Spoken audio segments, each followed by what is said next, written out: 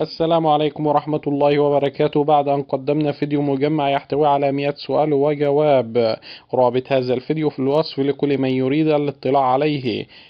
اليوم نقدم لكم فيديو آخر يحتوي على 50 سؤال وجواب، أسئلة لن تجدها في أي مكان. تابع الفيديو للنهاية كي تستفيد. إذا كانت المرة الأولى لك في القناة، اشترك في القناة وفعل الجرس ليصلك كل جديد، ولا تنسى الاطلاع على جميع ما قدم على القناة للاستفادة. وإليكم الأسئلة. السؤال 101: ذكر العدد 40 في القرآن، فماذا كان المعدود؟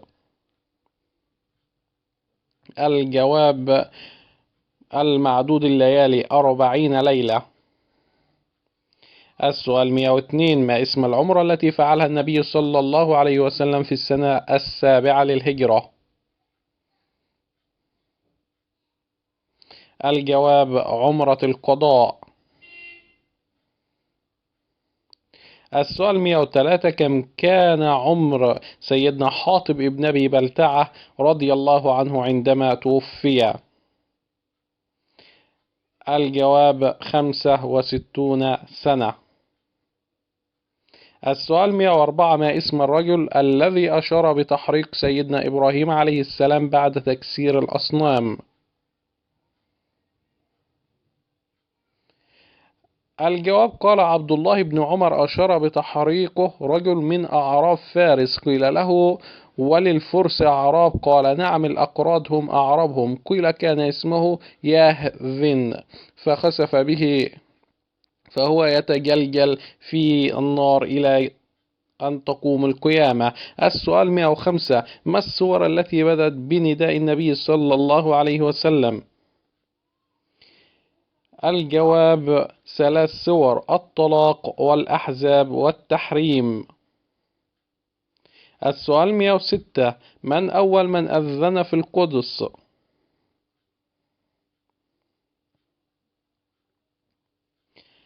الجواب: سيدنا بلال بن رباح رضي الله عنه. السؤال 107: في أي عام هجري أذن الصحابي بلال بن رباح في القدس بعدما استلم خليفة المسلمين عمر بن الخطاب مفاتيح القدس؟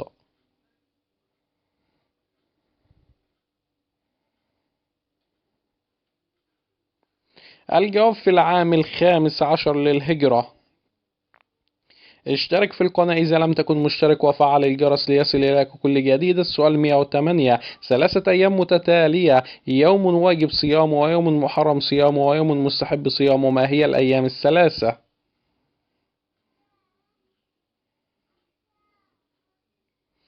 آخر يوم من رمضان واجب صيامه، محرم صيامه يوم العيد، مستحب صيامه ثاني يوم من أيام العيد. السؤال 109: في أي الشهور كان ميقات موسى عليه السلام مع ربه؟ الجواب: قيل أنها ذو القعدة كلها و10 من ذي الحجة. السؤال 110: ما اسم الدبة التي حملت النبي صلى الله عليه وسلم ليلة الإسراء والمعراج؟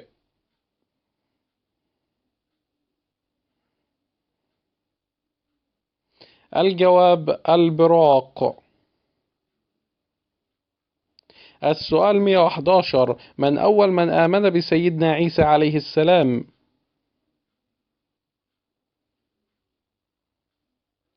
الجواب: الحواريون. السؤال 112: ما أصل الإمام مالك رحمه الله؟ الجواب: يماني، وقيل ولد في المدينة المنورة.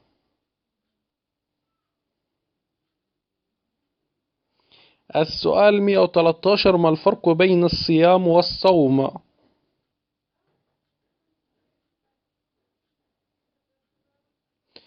الجواب: الصيام الإمساك عن الأكل والشراب، والصوم يكون الإمساك عن الكلام. السؤال 114: من آخر صحابي توفي باليمن؟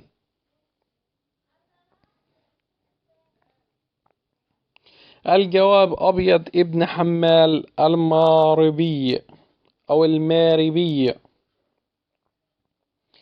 ما هو ثاني عدد ذكر في القرآن الكريم حسب ترتيب المصحف؟ السؤال 115. الجواب 40. السؤال 116. كم عدد الصحابة الذين استشهدوا في بئر معونة؟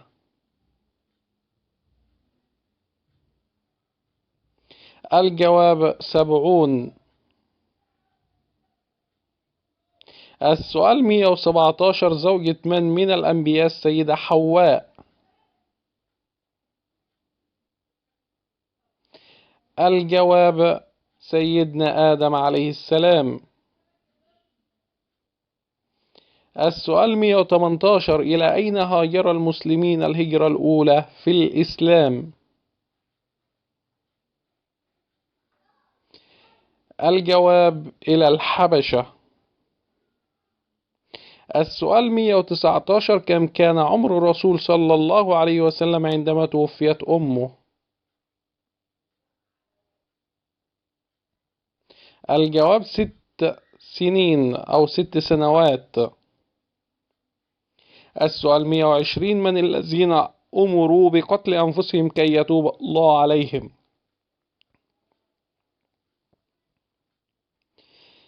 الجواب الذين عبدوا العجل من بني إسرائيل. السؤال 121. ما الصلاة التي صلاها النبي صلى الله عليه وسلم يوم فتح مكة؟ الجواب صلاة الفتح.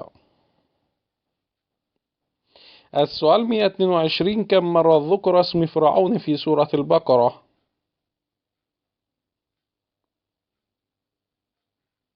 الجواب 2 مرات. السؤال 123. ما اسم الطاغية الذي ولد في زمن سيدنا إبراهيم عليه السلام؟ الجواب قال عامة أهل العلم كان مولده في عهد نمرود ابن كوش. السؤال 124. ما أول حيوان ذكر في القرآن الكريم؟ الجواب العجل. السؤال 125. ما اسم اليهودي الذي أسلم وقتل يوم بدر؟ الجواب مخريق. السؤال 126. من أين جاء أول خراج للنبي صلى الله عليه وسلم؟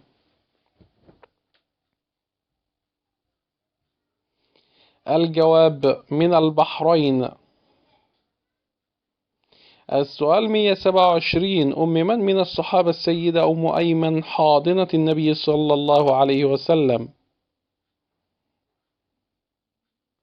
الجواب أم الصحابي أسامة بن زيد بن حارثة رضي الله عنهم. السؤال 128. كان أبو هريرة يقول تلك أمكم يا بني ماء السماء، فمن هي؟ الجواب السيدة سارة. السؤال 129. من الصحابي الذي لقب بالمستجير بالله؟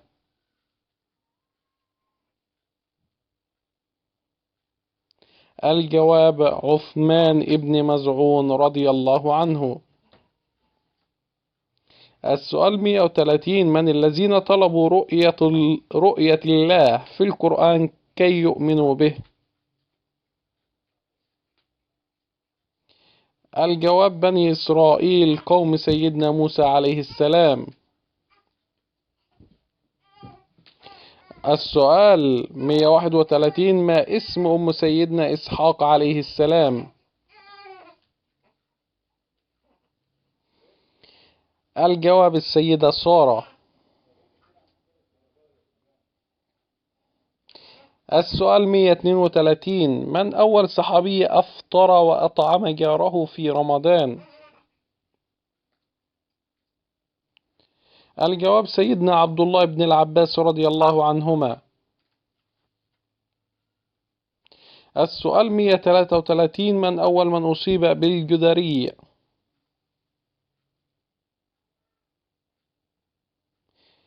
الجواب سيدنا أيوب عليه السلام. السؤال 134: كم ركعة صلاها النبي صلى الله عليه وسلم عندما فتح مكة؟ الجواب لما دخل الرسول صلى الله عليه وسلم مكة بعد فتحها اغتسل وصلى 8 ركعات.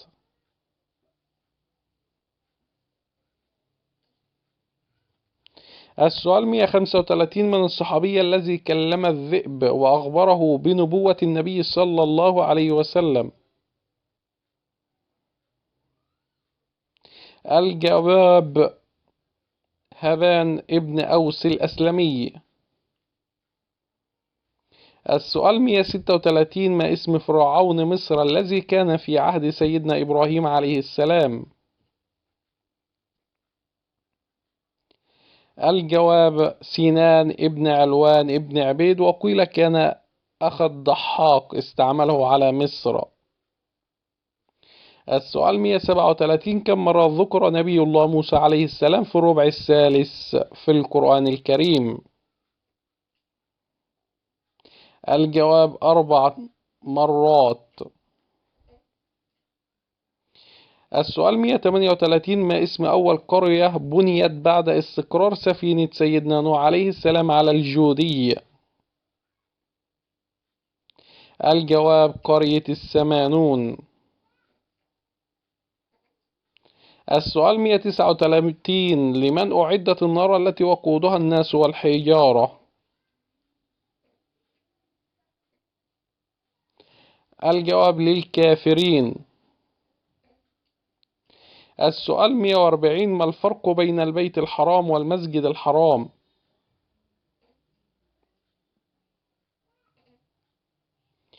الجواب البيت الحرام هو الكعبة، أما المسجد الحرام هو ما حول الكعبة.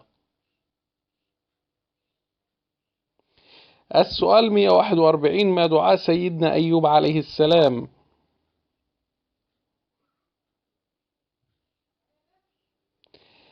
الجواب رب مسني الضر وأنت أرحم الراحمين. السؤال 142: من الذي يطلق عليه لقب أبو العرب؟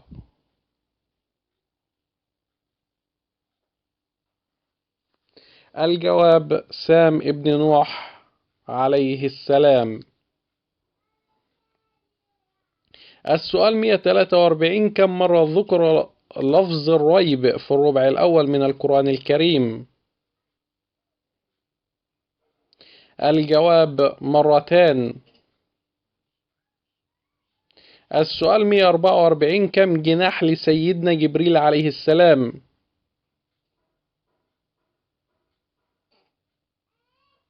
الجواب 600 جناح. السؤال 145: أين كان يسكن قوم ثمود؟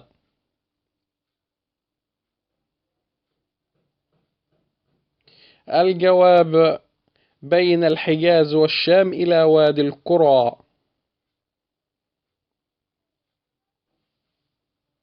السؤال 146: أين ولد سيدنا إبراهيم عليه السلام؟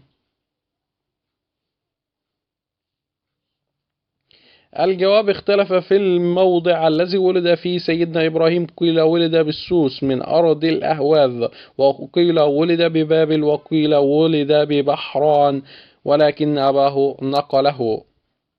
السؤال 147: ما القرابة بين الصحابي خالد بن الوليد والسيدة ميمونة بنت الحارث الهلالية رضي الله عنهم؟ الجواب السيدة ميمونة خالد بن الوليد رضي الله عنهم. السؤال 148: هل أسلم مخريق اليهودي وفي أي غزوة قتل؟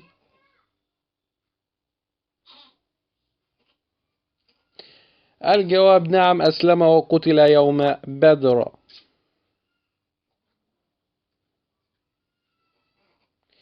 السؤال 149: من الذي أعطى السيدة سارة السيدة هاجر؟ الجواب فرعون مصر.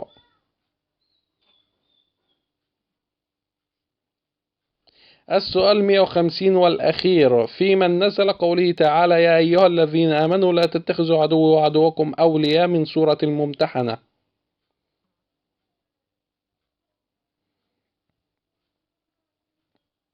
الجواب حاطب ابن أبي بلتعة. وإلى هنا نكون قد قدمنا 50 سؤال من السؤال 101 إلى السؤال 150. نسأل الله العلي العظيم أن ينتفع الجميع بما نقدمه. وتابعونا في باقي أجزاء موسوعة المليون سؤال، ولا تجعل الفيديو يقف عندك، أعمل مشاركة وشير كي يصل للجميع. والسلام عليكم ورحمة الله وبركاته.